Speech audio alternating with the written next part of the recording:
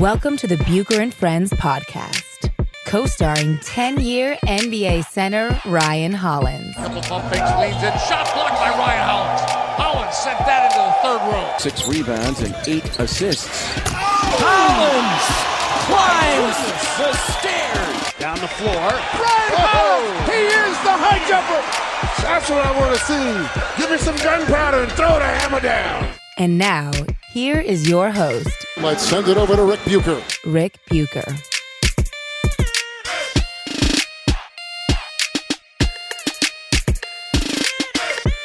Welcome to another episode of Bucher and Hollins, subsidiary of Bucher and Friends, part of the United WeCast Network. He is Ryan Hollins, former NBA center. You can see him on ESPN. You can hear him on NBA radio. And you can follow him on Twitter at the Ryan Hollins. You can read my stuff on Bleacher Report and find me on Twitter at Ric Bucher. And you can follow the show on Twitter and Instagram at Bucher Friends.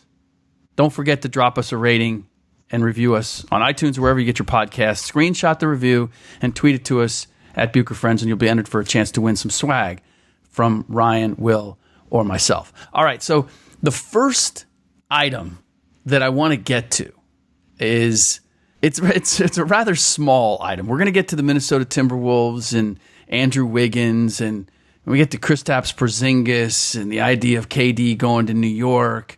But I want to start with the signing of Patrick McCaw by the Cleveland Cavaliers that has now inspired an investigation, or at least the Golden State Warriors to ask for an investigation. The latest is that McCaw, he was signed by Cleveland to a 2-year, $6 million deal. He was then waived by Cleveland, and now he is signing with the Toronto Raptors. That's the latest. And I can't help but wonder, Ryan, this was my first question, was what's the motivation here for Cleveland to sign him to this deal and then waive him a couple weeks later? And there was some confusion over whether how much he was getting from Cleveland as a result of that. But I couldn't figure out the motivation. And I called somebody who's in the mix who would know and he texted me back, if I told you, I'd have to kill you. And so I'm looking at one motivation here. I'm looking at the rivalry between the Cleveland Cavaliers and the Golden State Warriors, and essentially that Dan Gilbert and the Cavs saw an opportunity to screw over the Warriors or to cost them an asset that they had control over, and so they did it. That's the only motivation I can see here, because he was a restricted free agent. The Warriors controlled him until the offer sheet was put out by Cleveland, and the Warriors refused to match it. And then when Cleveland waived him, now he's open to go wherever he wants to go. And if you see something else there, please tell me, because that's the only real motive that I can see for Cleveland doing what they did. I'm going to put it like this. I know for a fact that it happens in Cleveland, and you know even bigger than I do, Rick, from your experiences, that it is that petty. And I know even, and I don't want to go too deep into detail, but I was told kind of in places or teams that I they wouldn't want me to go to when I was waived out of my deal in Cleveland, that, hey, we'll honor you wanting to be waived and wanting to get out of here, but we don't want you to tell people that you want to get out of here. We want you to kind of look bad as a player that we let you go, not necessarily that you didn't want to be here in Cleveland. Right. And I kept my mouth shut in that. And I was even told, teams and places not to go kind of for personal reasons. And it was that deep. And I know when Barron got out, he was even told that. And it's funny that wasn't in the mindset, but it does get that cheap and that petty. It's kind of odd to me how Cleveland would actually have a beef with the Warriors. Maybe I can say I didn't see that coming. I would think more of the beef may be with the Lakers necessarily, or at that time with the Miami Heat, with LeBron moving teams. But interestingly enough, Cleveland did some business with the Lakers, and it made sense. It was almost like a LeBron trade during the season somewhat, because everybody knew LeBron was going to L.A. I was screaming from the mountaintops. Kobe Altman knew LeBron was going to L.A., so it's like, you know what? Give me some of your young assets, because I know you want to dump them. And LeBron's coming anyways, so help us out. Let's agree to disagree. You know what I'm saying? Mm-hmm. Same way the Clippers did with Chris Paul, and Chris Paul was able to go in and join Houston in a sign and trade opportunity, but you get Lou Williams, you get Pat Bev, you get Montrezl Harrell, you got those guys back in return, and it made sense for both sides. So I am a little intrigued, but I know it does get that petty, Rick. Sure. Is there, at the time with Barron and with you, who were the rivals with Cleveland that they wouldn't have wanted you to go to? Like, how good are you? You are so good, Rick. I can't soft toe around nothing with you, man. I can't soft toe with nothing around you. I'm not gonna say it. I'm gonna just let you put two and two together, man. But I'm not gonna say it. I'm not gonna put that out, man. I'm not gonna. You are so good. I can't say nothing around you, Rick. Can you give us a hint? Can you give us a hint? Don't do this, Rick. But it was that petty, bro. It was that petty, bro. This is the juice. This is the juice. Knowing who they're petty with is like that's the juice. Well, the irony is that the cards are tight to my chest, and I will reveal this. I was going to Boston the whole time. I was asking to be traded to Boston the entire summer, and Boston was teed off because they had communications with Cleveland and said, "Hey, we'll give you Jermaine O'Neal or whoever was on the team, or Chris Wilcox or a couple of guys, take something in return." Mm-hmm. And they're like, "Nah, if we do this, we want a first round pick." Bro, I'm not even playing. Right. They're like, "We want a first round pick," and it rides out to the time where I actually had to get waived. So now at that point, Rick, I don't know how much you remember it, but it was kind of like Ryan Hollins is no good. Like Cleveland just waived him. Right. It was a bad look at me, but I was like, that's not important. I know I'm going to play in Boston, and I know I'm going to clear waivers. But just during that time, I mean, I had to, my pride had to go aside, and it wasn't a buyout, dude. They let me walk with my money, so I was thankful for that. Well, this is what I think people don't understand, and I was reminded of this just recently, is that the image of a guy and how he departs from a team has a huge influence on how the rest of the league looks at him. You would think that everybody would just have tape and they would make their assessment and they would say, "Oh, hey, Ryan Hollins can still play." I mean, I don't know what Cleveland's doing, but we're good with that. But I look at some guys, for example, I just saw the Knicks on Monday against the Blazers live. And they've got Noah Vonleh and Emmanuel Mudiay and Mario Hezonja. Basically, this is what they've done, and I think it's really smart. They've said, look, these guys were lottery picks for a reason. There's some talent there, right? The price is, there is no price. Let's see if we can salvage something here. Because what happens is, with Vonleh and Hezonja and Mudiay, they're taken really high, and they're not what you expected them to be. And then they might go to one other place, and they don't fit there either. And as you and I know, 95% of the players in the league, maybe even higher, it's all about fit. Who's the coach? What's your role? What's the system? How good's the talent around you? Can you stay healthy? All of those things, right? And so I look at Mudiay. Mudiay can play. I don't know that he's a starting point guard in this league, but he can be a very valuable point guard in this league, and he might be a starter. So that's the problem. When you give guys the label of starting point guard and they're not starting point guards. Yeah. You know what I'm saying? Yeah. And I play with a number of guys, and it's not a knock to their career, but they're just not starting point guards. Mm-hmm. In Charlotte, it was Raymond Felton. Raymond was drafted really high, incredible talent. But as a backup point guard where Raymond doesn't have to think, he just goes score, goes play, makes, he's just free. Yep. He was amazing. My little brother, Darren Collison. I mean, Darren Collison may be the best backup point guard ideally in the league, and he's so good as a backup point guard. He's going to be a starter for a number of teams. But in that role, and to me, you got to have an all-star ahead of him.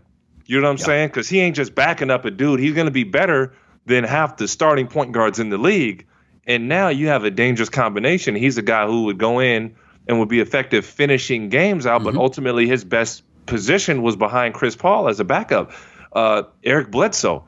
I think Bled, ideally, he's just so darn good. He's you have to start him. I even sound kind of crazy saying he's a backup point guard, but you have a a guy who starts ahead of him necessarily. And backup point guard's not a bad deal. It just means when you come in the game, you're free. Mm-hmm. You don't have those same responsibilities. And he's a guy who really excelled in that role. I mean, dude, Dennis Schroeder. Mm-hmm. Dennis Schroeder is balling right now, but he's playing behind Russ. And, the tough thing is when it comes time to get paid, you're telling somebody you're a backup. That's not always valued, Rick. Yeah. When I want 80 to 90 million, they want a starting point guard. But some guys, Rick, you know this, like that DNA just fits better. Sure. Same with Noah. Look, I thought Noah Vonleh was just a rim runner. And True.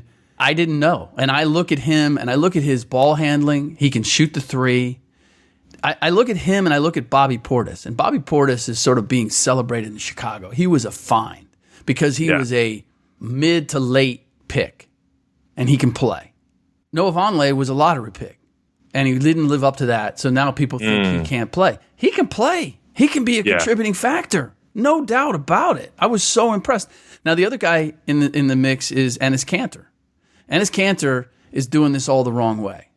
He's moping around about the fact that he's not a starter. Well, you know what, dude?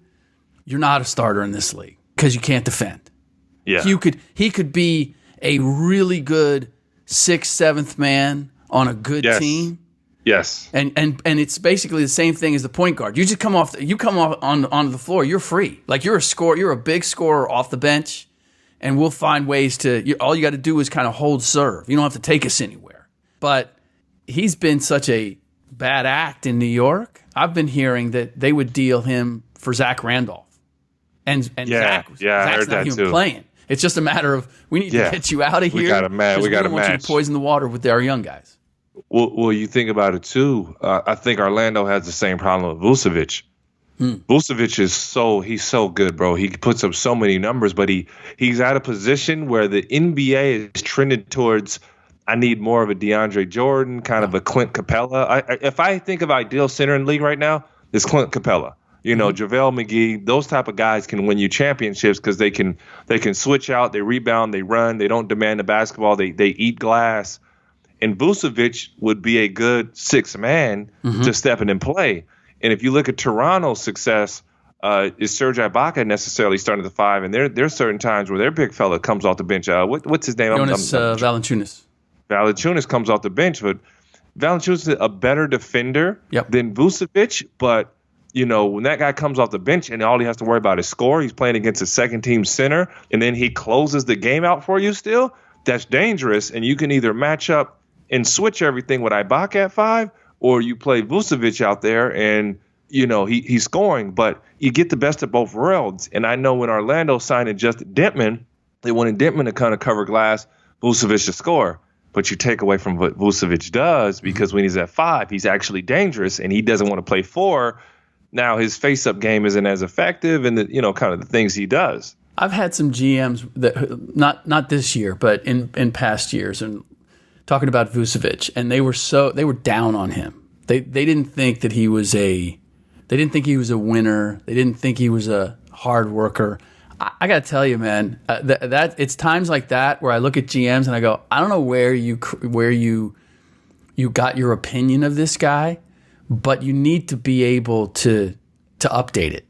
Like going back to Red Auerbach. Auerbach said guys don't change, and I think that's true. I think at the heart of players, they are what they are, but their willingness to accept who they are and their ability to sometimes what you think they are and what you see them as is not what they really are. It's a lot of outside stuff happening. And I've heard this with Hezonja.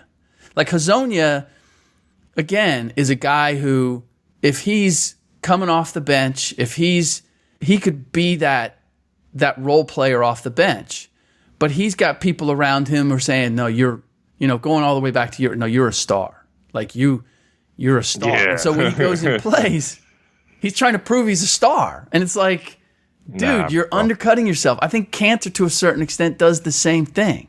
And with Kanter, you can't help but look at the Knicks and go, come on, bro, give me the ball every time. I'm a starter. It's hard for him. See, when you're a guy that talented on a bad team, you give me the ball. I'm a starter. But who's going to start over me? Okay. But you've got guys like say, Justin Holiday, who got just traded from the Bulls, or Courtney Lee is on the bench with the Knicks.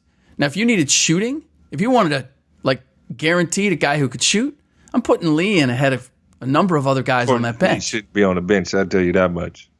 But it's where they are. We're trying to figure out, what do we have in Moutier? What do we have in, what do we have in Mitchell Robinson? What do we have in Hazonia? And so, yeah, you might win a couple more games, but that's not what they're about right now. And Courtney Lee is at least handling it the right way. He can't be happy. Tim Hardaway Jr. can't be happy.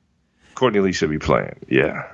But again, that ultimately, if you're a vet at this stage, Courtney Lee can help a lot of teams. It's a little bit, it's the Derek Fisher phenomenon.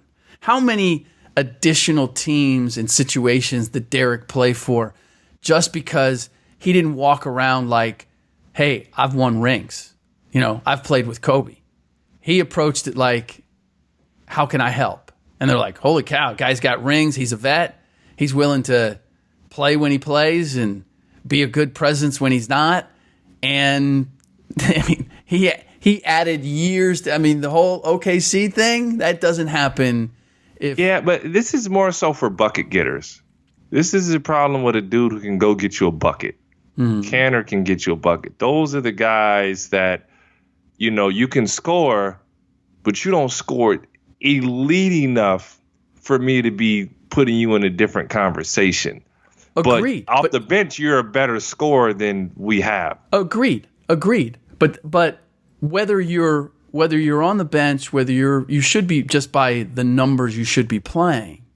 If you're a vet and you understand the big picture of where the team is, now some of it has to do with, do you trust the people running the show? But if you're a good soldier, I've seen more often than not that those guys are rewarded. Maybe not in terms of pure playing time, but they get to stick around in the league a little bit longer than they would have otherwise. As opposed to, Ennis. If Ennis continues to I'm a starter and I'm going to mope if I'm not a starter, teams aren't going to want that. The Kings don't want that. If you're good with backing up Marvin Bagley, then okay, we'd love to have you because we're trying to scrape into the playoffs. You could be that X factor that helps us get there. You could be viewed in that light. Or you can complain because you're like, I'm better than that, dude. How come I'm not starting? All right. A couple other things I wanted to get to. Number one, so Tom Thibodeau out the door. Andrew Wiggins has the game of his life for interim coach Ryan Saunders. Very emotional thing. He's the son of Flip. Ran one of Flip's favorite plays, first possession of the game. And got a number of things I want to get into there. But what does it say to you that Wiggins had the game of his life the first game that Tibbs is not there? Kind of irritates me because, just as a player, I don't know, man.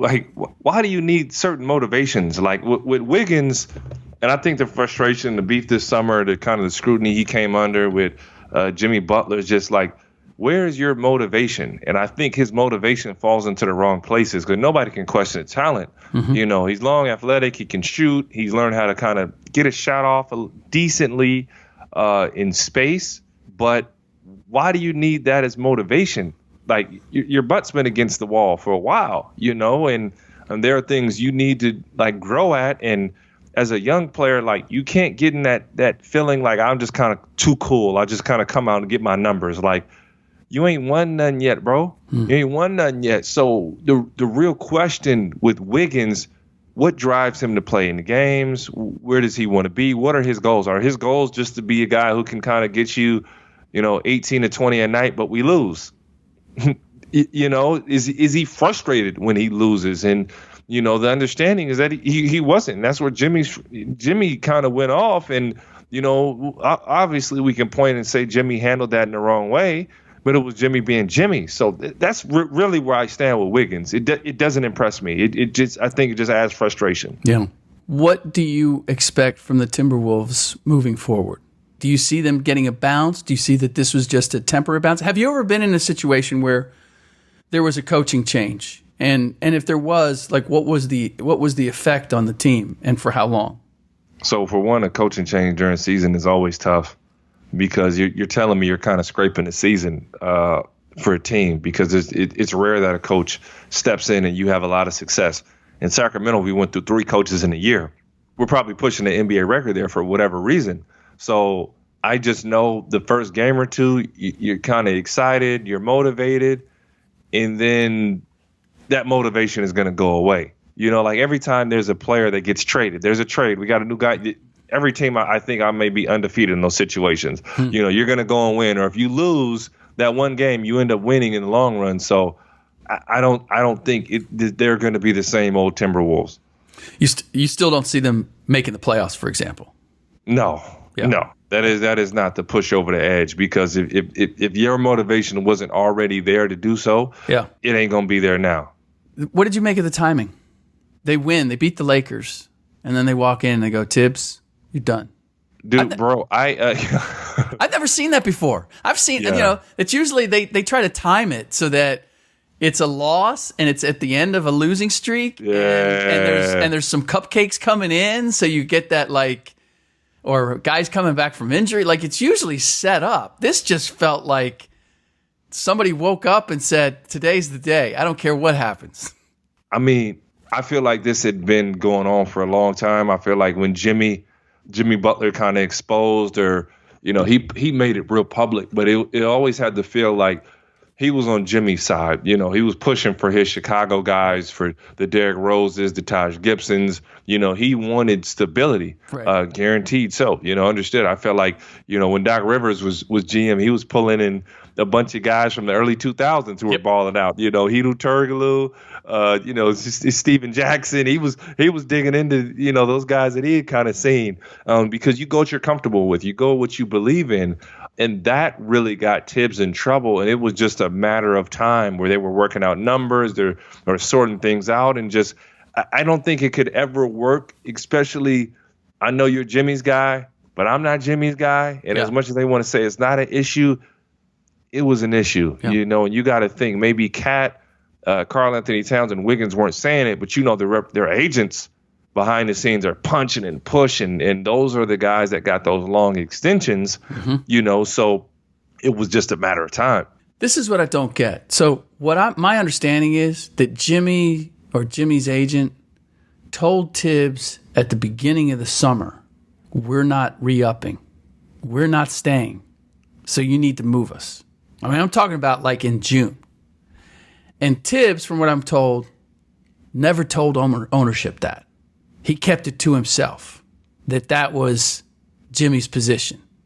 Now, I get where you look at it and you traded away a bunch of assets to get this guy. You basically hitched your wagon to him, and now he wants out, and you are hoping that you can convince him to stay or change his mind. I get that. But how do you not tell ownership that that's where you're at? And this is what I've got in front of me. This is what I'm going to try to do, but you need to know that I've been told that he doesn't want to stay. You know why you don't tell ownership? Because I had to convince ownership to give away all of our young assets, one who turned into Laurie Markkinen. You know what I'm saying? I get that. And said, get Jimmy in here. So now I gotta eat crow. Yes. And tell him that this dude wants to leave, the guy that, we're going to be stuck. But what's worse? Telling them when that comes down the pipe, or, and this has always been a thing, is it coming down the pipe or coming down the pike? I think it's actually the phrase is coming down the pike, like down the turnpike, but coming down the pipe makes a lot more sense to me and seems a lot more modern. Anyway, that's an aside. That's the English major in me coming out. But what's worse? So you know that, and you don't tell ownership, and then they find out like a little bit later when you're trying to negotiate something, as Glenn Taylor jumped into the midst of it. And that's when I knew things were done. And I don't understand why they didn't make a move then. Like, why did you wait? Once you took over the reins from Tibbs in terms of and Glenn Taylor was like calling teams saying, Jimmy's available. What are you going to give for us? Like, what are you going to give us for it? Like, he took over. At that point, you might as well move on for Tibbs, because that's like, you're not coming back from that. And that's, again, I put some of this on Tibbs. I always thought it was a bad idea. Have you played for a coach who was both? I'm sure you have. When you played for Doc, was he the GM and the head coach, or did he have personnel control?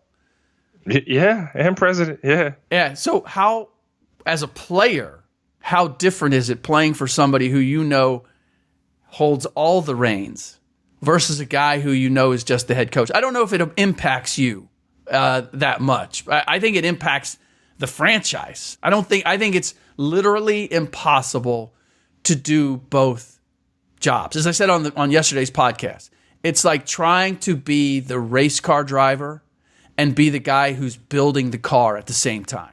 You can't focus and do a great job on both. It does, because there's complete power there.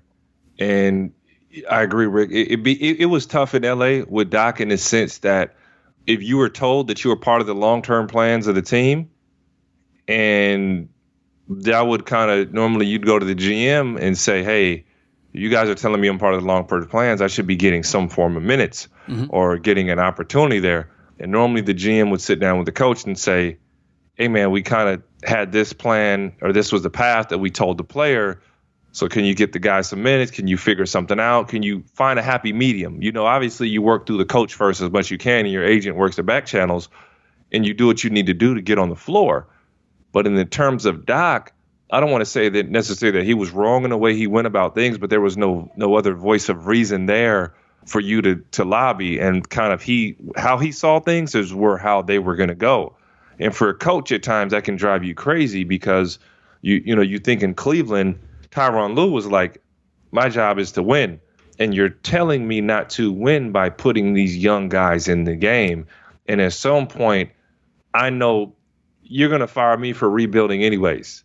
You're going to go forth and fire me, and you're really in a lose-lose situation as a coach. But when Doc had that type of power, it was tough in that sense, Rick, that there was nothing objective about it. It was just his way or the highway, and to me, I respect everybody the same, but let's say you have a bit of a disagreement or something happens with the coach, you're kind of done.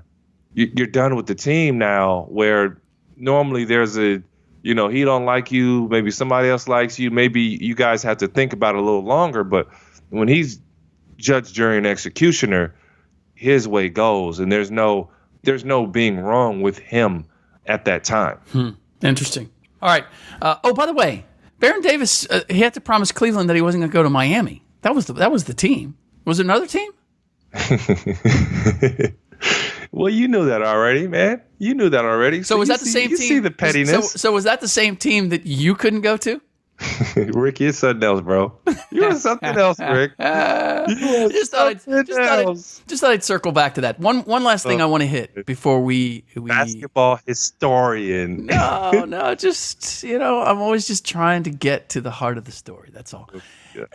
Kristaps Porzingis is, from what I understand, he's working one-on-one. He's slowly getting back. There's a chance that we'll see him after the All-Star break. But I'm really fascinated by the Knicks, because you have the rumors of Kevin Durant going there, which I think are very legit. From everything that I've heard, I think they're very legit. They have the potential of having a top lottery pick in terms of R.J. Barrett, Zion Williamson. I mean, those are in play for them. And then you have Kristaps coming back. Now, everybody has this. What I'm hearing is this growing drumbeat as we get closer to possibly seeing Kristaps again. Does Kristaps even want to stay with New York? And should New York, and conversely, New York should be trying everything it can to keep Kristaps. Now, I was impressed, and he was certainly a revelation when it came to. I thought when I saw him in the pre-draft, I knew he was going to be very good. He has proved to be all that and more. But the dude hasn't been healthy. The dude hasn't had a full run. When he was good. He was good for half a season. There is a part of me that's a little leery about making it all about Kristaps, or making it appear that, well, if you lose Kristaps, you've just lost the next iconic player. Where are you with when you look at everything that Kristaps has done and everything that's happened to him and everything that's happened in New York? Where are you on the value and the need for New York to keep Kristaps at all costs?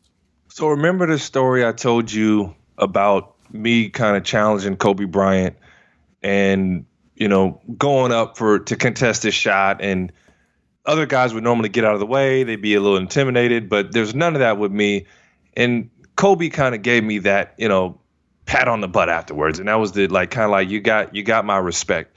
By no means am I Kobe Bryant, but there are a couple plays I've seen from Kristaps that showed me that kid ain't no soft European. He's tough as nails. He's a dog. And you can see the upside. He'll score some points that make you go, oh, man, he's for real. And normally we get confused with the kind of the highlight factory players. Mm-hmm. But they just show the highlights, and it's like, dude, he ain't that good. You just saw him dunk, or you saw him hit a three, or you saw him do something. And he's a lot better than just those highlights. He's really, really good. And I say that, Rick, that he's a bona fide star, going to be in the league, and he's a guy that you would be excited to play with. And the question would be, if I'm Durant coming in, I want to have kind of complete power. I want to take that LeBron type role. And it may be a situation, and I think Kristaps would be a good 1-2 punch where, when Wiggins got drafted really high, and maybe this is Zion or RJ Barrett that it happens with. So you got two assets. If you're New York, you could potentially do this with. And KD says, I need something right now. Mm-hmm. So bring in Jimmy, bring in Kyrie, and I needed you to go make a play for Bradley Beal. I need you to go make a play for one of those other guys that's potentially on the market. Mm-hmm. And now I got my big three that I can go in and win with, but I got an asset that's willing to be moved. Washington, you're willing to start over. Yeah. You know what I'm saying? And I moved one of those guys for a proven guy, not a question mark. Kevin Love was a proven guy, or you knew, hey, I know Kevin Love is kind of something, So that's the mindset there. Makes a whole lot of sense. All right, that is it for this episode of Bucher and Hollins, subsidiary of Bucher and Friends, part of the United WeCast network. Again, he is Ryan Hollins. You can find him on Twitter at the Ryan Hollins. You can find me on Twitter at Rick Bucher. You can follow the show and on Twitter and Instagram at Bucher Friends. And in our next podcast, we will do the sportsbetcollective.com. We'll pick every game on Friday against the spread and the over-under. And I'm starting to catch up with one Ryan Hollins. I had a good week last week. Oh, gosh. Ryan had the first, you were 9-10-1. I was 12-7-1. So you messed me up, bro, with those extra picks, bro. Okay, well, that's not me messing you up. No, that you messed me up. No, I know, but that's where you make up your ground. Okay. I know. Remember when I made a pick? Remember when I made a pick? When I switched, I know Orlando was involved. I think it was Orlando, Indiana, and I switched. And I switched because you convinced me to switch. And then I said you convinced me to switch. And you're like, oh, and I said, no, I'll wear it. I made that decision, bro. You make all of your decisions. I didn't tell you who to pick, so don't lay that on me. And the next podcast is another opportunity for you to show that you can get back on top. All right, that's it. Thank you again for listening, and we'll talk to you tomorrow.